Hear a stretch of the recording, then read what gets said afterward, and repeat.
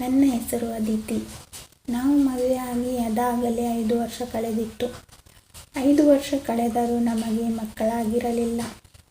ಆ ಕೊರಗು ನಮ್ಮನ್ನು ಕಾಡುತ್ತಲೇ ಇತ್ತು. ಮಕ್ಕಳಿಗೋಸ್ಕರ ನಾವು ಮಾಡದೇ ಇರುವ ಪೂಜೆ ಇಲ್ಲ, ಹೋಗದ ದೇವಸ್ಥಾನಗಳಿಲ್ಲ ಮತ್ತು ತೋರಿಸದೇ ಇರುವ ಡಾಕ್ಟರ್ಗಳಿಲ್ಲ. ಯಾರಾದರೂ ಯಾವುದಾದರೂ ವ್ರತವನ್ನು ಹೇಳಿದರೆ ಅದನ್ನು ಗಂಡ ಹೆಂಡತಿ ಇಬ್ಬರೂ ಚಾಚು ತಪ್ಪದೆ ಪಾಲಿಸುತ್ತಿದ್ದೆವು. ಪೂಜೆ ಹೋಮಗಳನ್ನು ನಿಯಮಿತವಾಗಿ ಮಾಡುತ್ತಿದ್ದೆವು. ದಿನಕ್ಕೆ 1 ಹೊತ್ತು ಉಪವಾಸ ಕೂಡ ಇರುತ್ತಿದ್ದೆವು. ಏನೇ ಮಾಡಿದರೂ ನಾನು ಗರ್ಭವತಿಯಾಗಲೇ ಇಲ್ಲ. ನನಗೆ ಮಕ್ಕಳಾಗಿಲ್ಲ ಎಂದು ನನ್ನ ಅತ್ತೆ ಮಾವ ನನ್ನನ್ನು ಬಹು ತುಚ್ಛವಾಗಿ ನೋಡುತ್ತಿದ್ದರು. ಪ್ರತಿದಿನವೂ ನನ್ನನ್ನು ಅವರ ಚುಚ್ಚು ಮಾತುಗಳಿಂದ ಚುಚ್ಚುತ್ತಿದ್ದರು. ನಾನು ಏನೇ ಮಾಡಿದರೂ ಅದರಲ್ಲಿ ಏನಾದರೂ ತಪ್ಪು ಕಂಡುಹಿಡಿದು ನನ್ನನ್ನು ಬೈಯುತ್ತಿದ್ದರು ಮತ್ತು ಹೀಯಾಳಿಸುತ್ತಿದ್ದರು. ದಿನ ಬೆಳಗಾದರೆ ಅವರ ಚುಚ್ಚು ಮಾತುಗಳಿಂದ ನಾನು ಬೇಸತ್ತು ಹೋಗುತ್ತಿದ್ದೆ. ಎಲ್ಲವನ್ನೂ ಬಿಟ್ಟು ಎಲ್ಲಿಗಾದರೂ ಹೋಗಿಬಿಡಬೇಕೆಂದು ಅನ್ನಿಸುತ್ತಿತ್ತು. ಯಾರಾದರೂ ಯಾವುದಾದರೂ ಕಾರ್ಯಕ್ರಮಕ್ಕೆ ನಮ್ಮನ್ನು ಮನೆಗೆ ಕರೆಯಲು ಬಂದರೆ ನನ್ನ ಅತ್ತೆ ಅವರಿಗೆ ಅರಶಿನ ಕುಂಕುಮ ಸಹ ನನ್ನ ಕೈಯಿಂದ ಕೊಡಿಸುತ್ತಿರಲಿಲ್ಲ. ಅವಳಿಗೆ ಮಕ್ಕಳಿಲ್ಲ, ಅವಳ ಕೈಯಿಂದ ಅರಶಿನ ಕುಂಕುಮ ತೆಗೆದುಕೊಂಡರೆ ಅಪಶಕುನವಾಗುತ್ತೆ ಎಂದು ಹೇಳುತ್ತಿದ್ದರು. ನನಗೆ ಚಿಕ್ಕ ಮಕ್ಕಳೆಂದರೆ ಮೊದಲೇ ತುಂಬ ಪ್ರೀತಿ. ಆದರೆ ಒಂದು ಮಗುವಿಗೆ ಜನ್ಮ ನೀಡುವಷ್ಟು ಶಕ್ತಿಯನ್ನು ಸಹ ಆ ಭಗವಂತ ನನಗೆ ಕೊಟ್ಟಿಲ್ಲ. ಮಗುವಿನ ಬಾಯಿಯಿಂದ ಅಮ್ಮ ಅಂತ ಕರೆಸಿಕೊಳ್ಳುವ ಪುಣ್ಯವೂ ನನಗಿಲ್ಲ. ಇದನ್ನೆಲ್ಲ ನೋಡಿ ನೋಡಿ ನನಗೆ ಜೀವನವೇ ಸಾಕೆನಿಸಿ ಹೋಗಿತ್ತು. ಆಗೆಲ್ಲ ನಾನು ಆತ್ಮಹತ್ಯೆ ಮಾಡಿಕೊಳ್ಳಬೇಕೆಂದು ನನ್ನ ತಂದೆಯ ಮಾತು ನೆನಪಾಗುತ್ತಿತ್ತು. ಅವರು ಯಾವಾಗಲೂ ಹೇಳುತ್ತಿದ್ದರು, ಆತ್ಮಹತ್ಯೆ ಮಾಡಿಕೊಳ್ಳುವವರು ಹೇಡಿಗಳು ಮತ್ತು ಕೈಲಾಗದವರು. ನಾವು ಹೇಡಿಗಳಂತೆ ಸಾಯುವುದಕ್ಕಿಂತ ಇಲ್ಲೇ ಇದ್ದು ಜಯಿಸಬೇಕು. ನಮ್ಮ ಕೈಲಾಗದ್ದು ಯಾವುದೂ ಇಲ್ಲವೆಂದು ಮಾಡಿ ತೋರಿಸಬೇಕು ಎಂದು. ಆ ಮಾತು ನೆನಪಾಗಿ ನಾನು ಧೈರ್ಯದಿಂದ ಇರಲು ಪ್ರಯತ್ನಿಸುತ್ತಿದ್ದೆ. ಹೀಗೆ ನಡೆಯುತ್ತಿರುವಾಗ ಒಂದು ದಿನ ರಾತ್ರಿ ನಾನು ಶ್ರೀಕೃಷ್ಣನನ್ನು ನೆನೆದು, ಭಗವಂತ, ನಾನು ಈ ಕಷ್ಟವನ್ನು ತಾಳಲಾರೆ, ದಯವಿಟ್ಟು ನನ್ನ ಸಮಸ್ಯೆಗೆ ಪರಿಹಾರ ಕೊಡು ಎಂದು ಆ ದೇವರಲ್ಲಿ ಬೇಡಿ ನಿದ್ದೆ ಮಾಡಿದೆ. ಮರುದಿನ ಆ ದೇವರಿಗೆ ನನ್ನ ಕೂಗು ಕೇಳಿಸಿತೋ ಏನೋ ಎನ್ನುವಂತೆ ನಮ್ಮ ಮನೆಯಲ್ಲಿ ಎಲ್ಲವೂ ಬದಲಾಗಿತ್ತು. ನನ್ನ ಅತ್ತೆ ಪ್ರೀತಿಯಿಂದ, ಅದಿತಿ, ನಿನಗೆ ಇಡ್ಲಿ ಮಾಡಿಟ್ಟಿದ್ದೀನಿ, ಕುಡಿ ಅಮ್ಮ ಎಂದರು. ಅತ್ತೆ ಇಷ್ಟು ವರ್ಷಗಳಾದ ಮೇಲೆ ನನ್ನ ಹೆಸರನ್ನು ಕರೆದರು. ಅದು ಟೀ ಬೇರೆ ಮಾಡಿಟ್ಟಿದ್ದೀನಿ ಕುಡಿ ಅಂತ ಬೇರೆ ಹೇಳಿದರು. ನನಗೆ ಏನಿದು ನಿಜಾನೋ ಸುಳ್ಳೋ ಒಂದು ಅರ್ಥವಾಗಲಿಲ್ಲ. ನಾನು ಮನಸ್ಸಲ್ಲೇ ಕುಣಿದು ಕುಪ್ಪಳಿಸಿದೆ. ನಂತರ ನನ್ನ ಮಾವ ಕೂಡ, ಅದಿತಿ ಬಾ, ಇವತ್ತು ನೀನು ನಮ್ಮೆಲ್ಲರ ಜೊತೆ ಕೂತು ತಿಂಡಿ ತಿನ್ನು ಎಂದರು. ನನಗೆ ಆಶ್ಚರ್ಯವೋ ಆಶ್ಚರ್ಯ. ನಂತರ ತಿಂಡಿ ತಿನ್ನುತ್ತಾ, ನಿಮ್ಮಿಬ್ಬರ ಹತ್ತಿರ ಒಂದು ಮುಖ್ಯವಾದ ವಿಷಯ ಮಾತನಾಡುವುದಿದೆ. ಅದಕ್ಕೆ ನನ್ನ ಗಂಡ ಹಾ ಅಪ್ಪ ಎಂದು. ಏನದು ವಿಷಯ ಅಂತ ಕೇಳಿದರು. ಅದಕ್ಕೆ ನನ್ನ ಅತ್ತೆ, ನೋಡಮ್ಮ ಅದಿತಿ, ನಮಗೆ ನಿನ್ನ ಮತ್ತು ನಮ್ಮ ಮಗನನ್ನು ಬಿಟ್ಟರೆ ಯಾರೂ ಇಲ್ಲ. ನಮಗೆ ನೀವೇ ದಿಕ್ಕು. ಹಾಗೆ ಗಂಡನನ್ನು ಬಿಟ್ಟು ಬಂದ ನನ್ನ ಮಗಳಿಗೂ ನೀವೇ ದಿಕ್ಕಾಗಬೇಕು. ಆ ಪುಟ್ಟ ಕಂದಮ್ಮಗಳಿಗೆ ನೀವೇ ದಾರಿದೀಪವಾಗಬೇಕು ಎಂದರು. ನಂತರ ಮಾವ ಮಾತನಾಡುತ್ತಾ, ನೋಡಪ್ಪ, ಹೇಗಿದ್ದರೂ ನಿಮಗೆ ಮಕ್ಕಳಿಲ್ಲ ಮತ್ತು ಈ ಮಕ್ಕಳಿಗೆ ತಂದೆ ಇಲ್ಲ. ಹಾಗಾಗಿ ನೀವು ಆ ಮಕ್ಕಳನ್ನು ದತ್ತು ತೆಗೆದುಕೊಂಡರೆ ನಿಮಗೆ ಮಕ್ಕಳ ಪ್ರೀತಿ ಮತ್ತು ಅವರಿಗೆ ತಂದೆ ತಾಯಿ ಪ್ರೀತಿ ಸಿಕ್ಕಂತೆ ಆಗುತ್ತದೆ. ನೋಡಿ, ನೀವಿಬ್ಬರು ಯೋಚನೆ ಮಾಡಿ ನಮಗೆ ಹೇಳಿ ಎಂದರು. ನಾನು ಮತ್ತು ನಿಮ್ಮತ್ತೆ ಹೊರಗಡೆ ಹೋಗುತ್ತಿದ್ದೇವೆ. ನಾವು ಬರೋದು ಸಾಯಂಕಾಲ ಆಗುತ್ತೆ. ಅಷ್ಟರೊಳಗೆ ನೀವಿಬ್ಬರು ಯೋಚನೆ ಮಾಡಿ ನಿಮ್ಮ ನಿರ್ಧಾರವನ್ನು ತಿಳಿಸಿ ಎಂದರು. ನಾವಿಬ್ಬರು ಗಂಡ ಹೆಂಡತಿ ಒಬ್ಬರ ಮುಖ ಒಬ್ಬರು ನೋಡಿಕೊಂಡೆವು. ನನ್ನ ಗಂಡ ಅದಾಗಲೇ ದತ್ತು ತೆಗೆದುಕೊಳ್ಳಲು ತಯಾರಿದ್ದರು. ನಾನು ಮಾತ್ರ ಮನಸ್ಸಲ್ಲೇ ಯೋಚನೆ ಮಾಡುತ್ತಾ ನಿಂತಿದ್ದೆ. ಅವತ್ತು ಎಲ್ಲರಿಗೂ ಬೇರೆ ಬೇರೆ ಕೆಲಸಗಳಿದ್ದರಿಂದ ಎಲ್ಲರೂ ಬೇಗ ಬೇಗ ತಿಂಡಿ ತಿಂದು ರೆಡಿಯಾಗಲು ಹೋದರು. ನನ್ನ ಗಂಡನ ಆಫೀಸಿನಲ್ಲಿ ಮೀಟಿಂಗ್ ಇದ್ದುದರಿಂದ ನಾನು ಇವತ್ತು ಬೇಗ ಹೋಗುತ್ತಿದ್ದೇನೆ, ಮಕ್ಕಳನ್ನು ನೀನೇ ಸ್ಕೂಲ್ಗೆ ಬಿಡು ಎಂದು ಅವರ ಅಕ್ಕನಿಗೆ ಹೇಳಿ ಹೊರಟರು. ಮಕ್ಕಳು ರೆಡಿಯಾದ ಕೂಡಲೇ ಅವರನ್ನು ಶಾಲೆಗೆ ಬಿಡಲು ಅವರಕ್ಕ ಹೊರಟರು ಮತ್ತು ಅತ್ತೆ ಮಾವ ಕೂಡ ಹೊರಡಲು ಸಿದ್ಧರಾದರು. ಸ್ವಲ್ಪ ಹೊತ್ತಿನ ನಂತರ ನಮ್ಮ ಮನೆ ಎದುರಿಗೆ ನಮ್ಮತ್ತೆ ಯಾವುದೋ ಒಬ್ಬ ಹೆಂಗಸಿನ ಜೊತೆ ಮಾತನಾಡುತ್ತಾ ಇದ್ದರು. ಯಾರದು, ಎಲ್ಲೋ ನೋಡಿದಂತೆ ಇದೆಯಲ್ಲ ಎಂದು ಮರೆಯಲ್ಲಿ ನಿಂತು ಆಕೆಯನ್ನು ನೋಡಿದೆ. ಆಕೆ ನಮ್ಮತ್ತೆ ಕೈಗೆ ಕದ್ದು ಮುಚ್ಚಿ ಏನೋ ಕೊಟ್ಟಳು. ಓ, ಈ ಹೆಂಗಸು ಎಂದು ಆಶ್ಚರ್ಯವಾಯಿತು. ಏಕೆಂದರೆ ಹಲವು ದಿನಗಳಿಂದ ಒಬ್ಬ ಹೆಂಗಸು ನನ್ನನ್ನೇ ನೋಡುತ್ತಾ ನಿಂತಿರುತ್ತಿದ್ದಳು. ನಾನು ಆಚೆ ಬರುವುದನ್ನೇ ಕಾಯುತ್ತಿದ್ದಳೇನೋ ಎನ್ನುವಂತೆ ನಿಂತಿರುತ್ತಿದ್ದಳು. ನಾನು ಅಷ್ಟಾಗಿ ಮನೆ ಹೊರಗಡೆ ಬರುತ್ತಿರಲಿಲ್ಲ. ಯಾವಾಗಲಾದರೂ ಬಂದಾಗ ಆಕೆಯ ದರ್ಶನವಾಗುತ್ತಿತ್ತು. ಆಕೆ ನನಗೆ ಸನ್ನೆ ಮಾಡಿ ಏನೋ ಹೇಳಲು ಪ್ರಯತ್ನ ಪಡುತ್ತಿದ್ದಳು. ಆದರೆ ಅಷ್ಟರಲ್ಲಿ ಯಾರಾದರೂ ಬಂದು ಬಿಡುತ್ತಿದ್ದರು. ಈಕೆ ನಮ್ಮತ್ತೆ ಪರಿಚಯವಾದಳ? ಪರಿಚಯ ಇದ್ದರೆ ಮನೆಗೆ ಏಕೆ ಬರುತ್ತಿರಲಿಲ್ಲ? ಅತ್ತೆ ಕೈಗೆ ಏನನ್ನೋ ಕೊಡುತ್ತಿದ್ದಾಳಲ್ಲ, ಏನಿರಬಹುದು? ಏನೋ, ಹೋಗಲಿ ಬಿಡು, ಅಪರೂಪಕ್ಕೆ ಮನೆಯಲ್ಲಿ ಯಾರೂ ಇಲ್ಲ. ಎಷ್ಟು ಖುಷಿ, ಸಂತೋಷ, ಇದು ಈಗ ನನ್ನದೇ ಸಾಮ್ರಾಜ್ಯ ಎಂದು ಅಂದುಕೊಳ್ಳುವಷ್ಟರಲ್ಲಿ ಯಾರೋ ಬಾಗಿಲು ತಟ್ಟಿದರು. ಅಯ್ಯೋ ಎನ್ನುತ್ತಲೇ ಬಾಗಿಲು ತೆರೆದೆ. ನೋಡಿದರೆ ಅದೇ ಹೆಂಗಸು. ಯಾರು ನೀವು? ಮನೆಯಲ್ಲಿ ಯಾರೂ ಇಲ್ಲ, ಎಲ್ಲರೂ ಹೊರಗಡೆ ಹೋಗಿದ್ದಾರೆ ಎಂದೆ. ಅದಕ್ಕೆ ಆಕೆ, ಹೌದು, ನನಗೆ ಗೊತ್ತು. ನಾನು ಬಹುದಿನಗಳಿಂದ ಇದೇ ಸಮಯವನ್ನೇ ಕಾಯುತ್ತಿದ್ದೆ. ನನಗೆ ನಿನ್ನ ಹತ್ತಿರ ತುಂಬ ಮುಖ್ಯವಾದ ವಿಷಯ ಮಾತಾಡುವುದಿದೆ.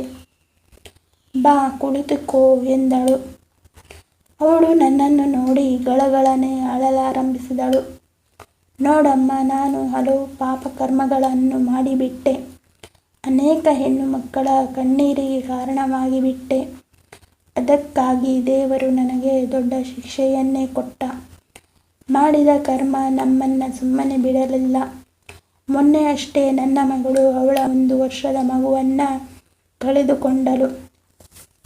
ಇದು ನಾ ಮಾಡಿದ ಕರ್ಮಕ್ಕೆ ನನ್ನ ಮಗಳಿಗೆ ದೇವರು ಕೊಟ್ಟ ಶಿಕ್ಷೆ ಎಂದಳು. ಹೌದೇ? ಯಾಕೆ, ಏನಾಯಿತು? ಅಂತ ತಪ್ಪು ಕೆಲಸ ನೀವೇನು ಮಾಡಿದಿರಿ? ನೀವು ಯಾರೆಂದು ನನಗೆ ತಿಳಿಯಲಿಲ್ಲ. ನೀವು ನಮ್ಮತ್ತೆಯ ಪರಿಚಯದವರೇ ಎಂದೆ. ಹೌದು, ನಿಮ್ಮತ್ತೆಗೂ ನನಗೂ ತುಂಬ ಹಳೆಯ ಪರಿಚಯ. ಅವರು ನನಗೊಂದು ಕೆಲಸ ವಹಿಸಿದ್ದಾರೆ. ಅದರ ನಿಮಿತ್ತವಾಗಿ ನಾನು ಅವರನ್ನು ಆಗಾಗ ಭೇಟಿಯಾಗುತ್ತಿರುತ್ತೇನೆ. ಓ ಹೌದೇ, ಒಳ್ಳೆಯದು. ನನಗೆ ಇದು ತಿಳಿದಿರಲಿಲ್ಲ. ನೀವು ಏನೋ ಮಾತನಾಡಬೇಕು ಎಂದಿರಲ್ಲ, ಏನದು ಹೇಳಿ ಎಂದೆ. ಅದಕ್ಕೆ ಆಕೆ, ನಿನಗೆ ಏಕೆ ಮಕ್ಕಳಾಗುತ್ತಿಲ್ಲ ಎಂಬ ವಿಷಯ ನಿನಗೆ ಗೊತ್ತೇ ಎಂದು ಕೇಳಿದಳು. ಗೊತ್ತಿಲ್ಲ, ಎಲ್ಲ ತರಹದ ಟೆಸ್ಟ್ ಮಾಡಿ ಆಯಿತು, ಆದರೆ ಏನೂ ಪ್ರಯೋಜನವಾಗಿಲ್ಲ. ನನಗೆ ಏನೋ ತೊಂದರೆ ಇರಬಹುದು ಅಂತ ಅಂದುಕೊಂಡಿದ್ದೇನೆ ಅಂದೆ. ಅದಕ್ಕೆ ಆಕೆ, ಇಲ್ಲ, ನಿನಗೆ ಏನೂ ಸಮಸ್ಯೆ ಇಲ್ಲ. ನೀನು ಗರ್ಭವತಿಯಾಗಲು ಎಲ್ಲ ಕ್ಷಮತೆಯನ್ನು ಹೊಂದಿದ್ದೀಯ. ನಿನ್ನಲ್ಲಿ ಯಾವ ಸಮಸ್ಯೆಯೂ ಇಲ್ಲ. ಮತ್ತು ನಿನ್ನ ಗಂಡನ ಟೆಸ್ಟ್ ಮಾಡಿಸಿದ್ದೀರಾ ಎಂದು ಕೇಳಿದಳು. ಡಾಕ್ಟರ್ ಅವರ ಟೆಸ್ಟ್ ಮಾಡಿಸಬೇಕು ಎಂದು ಹೇಳಿದರು. ಆದರೆ ಅತ್ತೆ ಒಪ್ಪುತ್ತಿಲ್ಲ. ನನ್ನ ಜೊತೆ ಅತ್ತೆನೇ ಹಾಸ್ಪಿಟಲ್ಗೆ ಬರುವುದು. ಗಂಡ ಮಕ್ಕಳಿಗೆ ಯಾವ ತೊಂದರೆಯೂ ಇರಲ್ಲ. ನಿನಗೆ ಏನೋ ತೊಂದರೆ ಇದೆ, ಅದು ಈ ಡಾಕ್ಟರ್ಗೆ ಗೊತ್ತಾಗ್ತಿಲ್ಲ ಅಂತ ಹೇಳಿದರು. ಯಾರಾದರೂ ಡಾಕ್ಟರ್ ನಿಮ್ಮ ಗಂಡನ ಟೆಸ್ಟ್ ಮಾಡಿಸಬೇಕು ಅಂತ ಹೇಳಿದರೆ ನಮ್ಮತ್ತೆ ಮುಂದಿನ ಸಲ ಆ ಡಾಕ್ಟರ್ ಬಳಿ ಹೋಗುವುದೇ ಇಲ್ಲ. ಬೇರೆ ಡಾಕ್ಟರ್ ಹತ್ತಿರ ಕರೆದುಕೊಂಡು ಹೋಗ್ತಾರೆ ಅಂದೆ.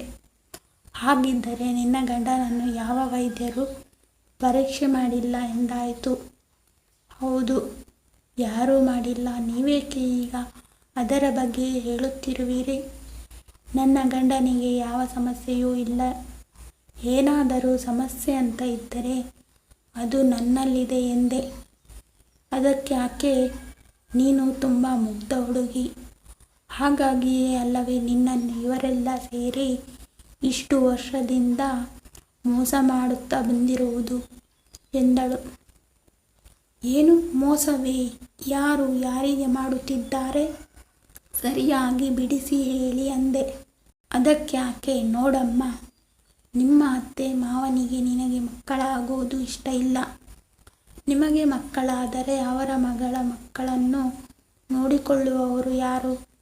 ಆ ಮಕ್ಕಳನ್ನು ಓದಿಸಿ ಬೆಳೆಸಿ ಮದುವೆ ಮಾಡುವವರು ಯಾರು? ನಿಮ್ಮ ಅತ್ತೆ ಮಾವನಿಗೂ ವಯಸ್ಸಾಗುತ್ತಾ ಬಂತು. ಈಗ ಅವರಿಗೆ ಮಗಳನ್ನು ಮತ್ತು ಅವರ ಮಕ್ಕಳನ್ನು ಸಾಕಿ ಸಲಹುವ ಶಕ್ತಿಯಂತೂ ಇಲ್ಲ. ಹಾಗಾಗಿ ನಿಮ್ಮಿಬ್ಬರನ್ನು ಬಿಟ್ಟರೆ ಅವರನ್ನು ನೋಡಿಕೊಳ್ಳುವವರು ಯಾರಿಲ್ಲ ಅನ್ನೋದು ಅವರ ಲೆಕ್ಕಾಚಾರ. ಹಾಗಾಗಿ ಅವರು ಹೇಗೋ ಕಳ್ಳ ಮಾರ್ಗದಿಂದ ಯಾವುದೋ ಪುಡಿಯನ್ನು ತಂದು ನಿನ್ನ ಗಂಡನಿಗೆ ತಿನ್ನಿಸುತ್ತಿದ್ದಾರೆ. ಏನು ಯಾವುದೋ ಪುಡಿಯೇ ಎಂದು? ಅದಕ್ಕೆ ಯಾಕೆ? ನಿನ್ನ ಗಂಡನ ಅಕ್ಕ ನಿನ್ನ ಗಂಡನ ಊಟದ ಬಾಕ್ಸ್ನಲ್ಲಿ ಆ ಪುಡಿಯನ್ನು ದಿನವೂ ಊಟದೊಂದಿಗೆ ಮಿಕ್ಸ್ ಮಾಡಿ ಕೊಡುತ್ತಾಳೆ. ಆ ಪುಡಿಯನ್ನು ದಿನವೂ ಸೇವಿಸುತ್ತಾ ಹೋದರೆ ಗಂಡಸಿನ ಶಕ್ತಿ ಕಡಿಮೆಯಾಗುತ್ತಾ ಹೋಗುತ್ತೆ. ಹಾಗೆ ಅವರಿಗೆ ಮಕ್ಕಳಾಗುವ ಕ್ಷಮತೆ ಕೂಡ ಕುಂದುತ್ತಾ ಹೋಗುತ್ತೆ. ಈ ವಿಷಯ ಪಾಪ ನಿನ್ನ ಗಂಡನಿಗೂ ಸಹ ತಿಳಿದಿಲ್ಲ ಅಂದಳು. ಏನು ಹೇಳುತ್ತಿದ್ದೀರಿ ನೀವು? ನಾನು ಇದನ್ನು ನಂಬೋದಿಲ್ಲ. ಹೆತ್ತ ಮಗನಿಗೆ ಮೋಸ ಮಾಡುವವರು ಅಲ್ಲ ನನ್ನ ಅತ್ತೆ ಮಾವ. ಅವರಿಗೆ ನನ್ನ ಮೇಲೆ ಪ್ರೀತಿ ಇಲ್ಲದಿದ್ದರೂ ಅವರ ಮಗನ ಮೇಲೆ ಅಪಾರ ಪ್ರೀತಿ ಇದೆ. ಏನೋ ಅವರ ಮಾತು ಕೇಳಲು ಸ್ವಲ್ಪ ಕಹಿ ಇದ್ದರೂ ಅವರು ಮಗನಿಗೆ ಕೆಟ್ಟದ್ದನ್ನು ಬಯಸುವಂತಹವರಲ್ಲ ಎಂದೆ. ಅದಕ್ಕೆ ಯಾಕೆ? ನೀನು ನಾನು ಹೇಳಿದ್ದನ್ನು ನಂಬಲೇಬೇಕು. ಏಕೆಂದರೆ ಅವರಿಗೆ ಆ ಪುಡಿಯನ್ನು ತಂದು ಕೊಡುತ್ತಿದ್ದವಳು ನಾನೇ. ಯಾರಿಗೂ ಕಾಣದಂತೆ ಇವತ್ತು ಸಹ ಆ ಪುಡಿಯನ್ನು ನಿನ್ನ ಅತ್ತೆಗೆ ತಂದು ಕೊಟ್ಟಿದ್ದೇನೆ. ನಿಮ್ಮ ಅತ್ತೆ ಈ ಕೆಲಸವನ್ನು ನನಗೆ ವಹಿಸಿದ್ದರು ಮತ್ತು ಅದಕ್ಕೆ ನನಗೆ ಸ್ವಲ್ಪ ಹಣವನ್ನು ಕೊಡುತ್ತಿದ್ದರು. ನಾನು ಹಣದ ಆಸೆಗೆ ಈ ಕೆಲಸವನ್ನು ಮಾಡುತ್ತಿದ್ದೆ. ನಿನಗೆ ಅಷ್ಟೇ ಅಲ್ಲ, ಇನ್ನು ಕೆಲವು ಹೆಣ್ಣು ಮಕ್ಕಳಿಗೆ ಹೀಗೆ ಮಾಡಿದ್ದೆ. ಅದಕ್ಕೆ ದೇವರು ನನಗೆ ಸರಿಯಾದ ಶಿಕ್ಷೆಯನ್ನೇ ಕೊಟ್ಟಿದ್ದಾನೆ. ನನ್ನ ಮಗಳ ಮಗುವನ್ನು ಕಿತ್ತುಕೊಂಡ.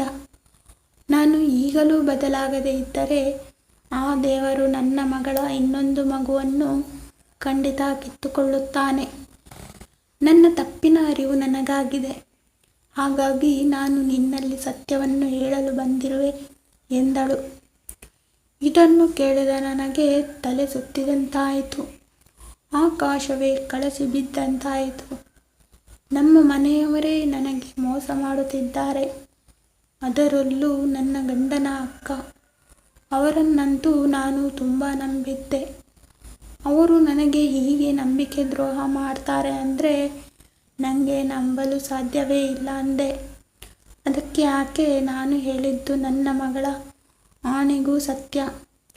ನಿನ್ನ ಅತ್ತೆ ಮಾವನಿಗೆ ಇಂತಹ ಮನೆ ಹಾಳು ಸಲಹೆ ಕೊಟ್ಟವಳೇ ಅವಳು.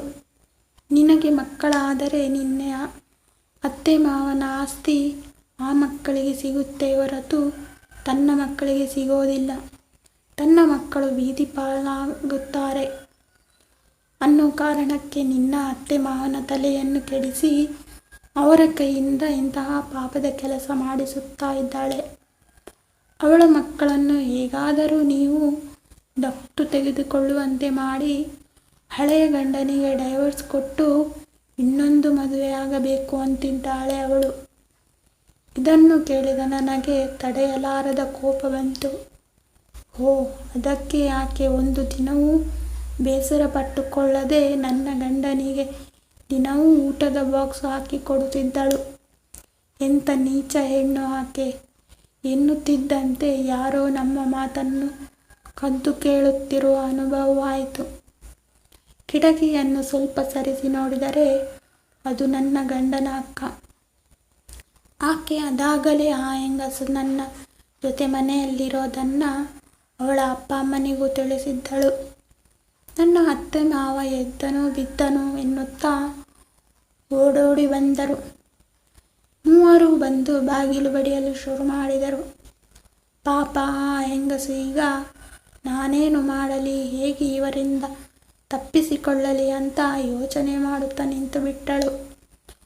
ಅದಕ್ಕೆ ನಾನು ಅವಳಿಗೆ, ನೀನು ಹಿಂದಿನ ಬಾಗಿಲಿನಿಂದ ಓಡಿ ಹೋಗು, ನಾನಿವರನ್ನು ನೋಡಿಕೊಳ್ಳುತ್ತೇನೆ ಅಂದೆ. ಆಕೆ ಸರಿಯಾಗಲಿ, ನಾನು ಹೊರಡುತ್ತೇನೆಂದು ಹಿತ್ತಲ ಬಾಗಿಲ ಕಡೆ ಓಡಿದಳು. ಈ ಮೂವರು ಬಾಗಿಲು ಮುರಿಯುವಷ್ಟು ಜೋರಾಗಿ ಬಾಗಿಲು ತಟ್ಟುತ್ತಿದ್ದರು. ನಾನು ಹೋಗಿ ಬಾಗಿಲು ತೆರೆದೆ. ಎಲ್ಲಿ ಅವಳು ಎಂದು ಆ ಹೆಂಗಸನ್ನು ಹುಡುಕಲು ಪ್ರಾರಂಭಿಸಿದರು. ಯಾರನ್ನ ಹುಡುಕುತ್ತಾ ಇದ್ದೀರಿ ಅಂದೆ. ಅದಕ್ಕೆ ಅತ್ತೆ, ಅದೇ ಆ ಪುಡಿ ಕೊಡೋ ಹೆಂಗಸು ಬಂದಿದ್ದಾಳಲ್ಲ ಅವಳನ್ನ ಎಂದರು. ಏನು ಪುಡಿಯೇ, ಎಂಥ ಪುಡಿ ಎಂದೆ. ನನ್ನ ಅತ್ತೆ ತಡವರಿಸಲಾರಂಭಿಸಿದರು. ನನಗೆ ಕೋಪ ಎಲ್ಲಿತ್ತೋ ಗೊತ್ತಿಲ್ಲ. ಟೇಬಲ್ ಮೇಲೆ ಇದ್ದ ಹೂವಿನ ಕುಂಡವನ್ನು ಎತ್ತಿ ನೆಲಕ್ಕೆ ಬಿಸಾಕಿದೆ. ಸಿಕ್ಕ ವಸ್ತುಗಳನ್ನು ಚೆಲ್ಲಾಪಿಲ್ಲಿ ಮಾಡಿದೆ. ನನ್ನನ್ನು ಹಿಡಿಯಲು ನನ್ನ ಗಂಡನ ಅಕ್ಕ ಬಂದಳು. ಅವಳ ಕೆನ್ನೆಗೂ 2 ಏಟು ಕೊಟ್ಟೆ. ಅಡುಗೆ ಮನೆಗೆ ಹೋಗಿ ಹರಿತವಾದ ಒಂದು ದೊಡ್ಡ ಕತ್ತಿಯನ್ನು ಹಿಡಿದು, ಇವತ್ತು ನನಗೆ ಸತ್ಯ ಹೇಳಲಿಲ್ಲ ಅಂದರೆ ನಿಮ್ಮನ್ನು ಯಾರನ್ನ ಉಳಿಸೋಲ್ಲ ಅಂದೆ. ನನ್ನ ಮಾವನಿಗೆ ಭಯ ಶುರುವಾಯಿತು. ತಕ್ಷಣವೇ ನನ್ನ ಮಗನಿಗೆ ಫೋನ್ ಮಾಡಿ ಮನೆಗೆ ಕರೆಸಿದರು. ಅಷ್ಟರಲ್ಲೇ ಗಂಡ ಬಂದು, ಏನಿದು, ಹೀಗೇಕೆ ಹುಚ್ಚಿಯಂತೆ ಮಾಡುತ್ತಿರುವೆ ಎಂದಿದ್ದಕ್ಕೆ ನಾನು ನಡೆದ ವಿಷಯ ಅವರಿಗೆ ತಿಳಿಸಿದೆ. ಅವರಿಗೆ ದಿಕ್ಕೇ ತೋಚದಂತಾಯಿತು. ಯಾವುದು ನಿಜ ಯಾವುದು ಸುಳ್ಳು ಎಂದು ತಿಳಿಯುತ್ತಿಲ್ಲ. ನಾನು ದೇವರು ಅಂತ ಅಂದುಕೊಂಡ ನನ್ನ ತಂದೆ ತಾಯಿನೇ ನನಗೆ ಇಷ್ಟು ವರ್ಷ ಮೋಸ ಮಾಡುತ್ತಾ ಇದ್ದರಾ? ಪಾಪ ನನ್ನ ಹೆಂಡತಿ ಅದೆಷ್ಟು ಕೆಟ್ಟ ಮಾತುಗಳನ್ನೆಲ್ಲ ಸಹಿಸಿಕೊಂಡಳು. ಇದಕ್ಕೆಲ್ಲ ನಾನೇ ಕಾರಣ. ನಾನು ಇವರ ಮಗನಾಗಿ ಹುಟ್ಟಿರುವುದೇ ಕಾರಣ. ನೀವು ನನ್ನ ಹೆಂಡತಿಗೆ ಎಷ್ಟು ಬೈದರೂ ಹೀಯಾಳಿಸಿದರೂ ನಾನು ಸುಮ್ಮನಿರುತ್ತಿದ್ದೆ. ನೀನೇ ಸ್ವಲ್ಪ ಸಹಿಸಿಕೋ ಅಂತಿದ್ದೆ. ಆದರೆ ನೀವು ನನಗೆ ಇಂತಹ ದ್ರೋಹ ಮಾಡುತ್ತಿದ್ದೀರೆಂದು ಅಂದುಕೊಂಡಿರಲಿಲ್ಲ. ನಿಮ್ಮಂಥ ಅಪ್ಪ ಅಮ್ಮ ಯಾವ ಮಕ್ಕಳಿಗೂ ಸಿಗಬಾರದು. ನಿಜವಾಗಿ ಹೇಳಬೇಕೆಂದರೆ ಅಮ್ಮ ನಿಮ್ಮಂಥ ತಂದೆ ತಾಯಿಗೆ ಮಕ್ಕಳಾಗಬಾರದು. ಸರಿ ಅದಿತಿ, ಇನ್ನು ಆಗಿದ್ದೆಲ್ಲ ಆಗಿ ಹೋಯಿತು. ಇನ್ನು ನಾವು ಇವರ ಜೊತೆ ಇದ್ದರೆ ನಮಗೆ ಮರ್ಯಾದೆ ಇರಲ್ಲ. ಇನ್ನು ಮುಂದೆ ನಮ್ಮ ಜೀವನವನ್ನು ನಾವು ನೋಡಿಕೊಳ್ಳೋಣ. ಇಲ್ಲದೆ ಹೋದರೆ ಇವರ ಆಸ್ತಿಗೋಸ್ಕರ ತಿನ್ನುವ ಅನ್ನದಲ್ಲೂ ವಿಷ ಹಾಕಬಹುದು. ನಡಿ, ನಾವಿನ್ನೂ ಬೇರೆ ಮನೆ ಮಾಡೋಣ ಎಂದರು. ಆಗ ನನ್ನ ಅತ್ತೆ ಮಾವ ಇಬ್ಬರು ಜೋರಾಗಿ ಅಳಲು ಶುರು ಮಾಡಿದರು. ನನ್ನ ಗಂಡನ ಕಾಲನ್ನು ಹಿಡಿಯಲು ಹೋದರು. ನಾವು ತಪ್ಪು ಮಾಡಿಬಿಟ್ಟೆವು. ಮಗಳ ಜೀವನ ಸರಿ ಹೋಗುತ್ತೇನೋ ಅನ್ನೋ ಸಣ್ಣ ಆಸೆಯಿಂದ ಮಗನ ಜೀವನದ ಬಗ್ಗೆ ಯೋಚನೆಯೇ ಮಾಡಲಿಲ್ಲ ಎಂದರು. ದಯವಿಟ್ಟು ನಮ್ಮನ್ನು ನೀವಿಬ್ಬರೂ ಕ್ಷಮಿಸಿ ಎಂದು ಗೋಳಾಡಿದರು. ಅವರ ಅಕ್ಕನಿಗೂ ಸಹ ತಾನು ಮಾಡಿದ ತಪ್ಪಿನ ಅರಿವಾಯಿತು. ಆಕೆ ಕೂಡ ಕ್ಷಮೆಯಾಚಿಸಿದಳು. ನಂತರ ನನ್ನ ಗಂಡ ಸರಿ ಆಗಿದ್ದರೆ ನಾವು ಇಲ್ಲೇ ಉಳಿಯುತ್ತೇವೆ. ಆದರೆ ನೀವು ನನ್ನ ಹೆಂಡತಿಯನ್ನು ಮಗಳ ಹಾಗೆ ನೋಡಿಕೊಳ್ಳಬೇಕು ಎಂದರು. ಅದಕ್ಕೆ ಎಲ್ಲರೂ ಒಪ್ಪಿದರು. ಕೊನೆಗೆ ಏನು ಅರಿಯದ ಆ 2 ಕಂದಮ್ಮಗಳ ಜವಾಬ್ದಾರಿ ನಾವೇ ತೆಗೆದುಕೊಂಡೆವು. ಇದು ನಡೆದು ಸರಿಯಾಗಿ 1 ವರ್ಷಕ್ಕೆ ನಾನು ಒಂದು ಗಂಡು ಮಗುವಿಗೆ ಜನ್ಮ ನೀಡಿದೆ. ಈಗ ನಾವೆಲ್ಲರೂ ನೆಮ್ಮದಿಯಿಂದ ಒಂದೇ ಮನೆಯಲ್ಲೇ ಖುಷಿಯಿಂದ ವಾಸ ಮಾಡುತ್ತಿದ್ದೇವೆ. ಸ್ನೇಹಿತರೆ, ಈ ಕಥೆ ಇಷ್ಟ ಆಗಿದ್ದರೆ ಪ್ಲೀಸ್ ಲೈಕ್ ಮಾಡಿ, ಸಬ್ಸ್ಕ್ರೈಬ್ ಮಾಡಿ.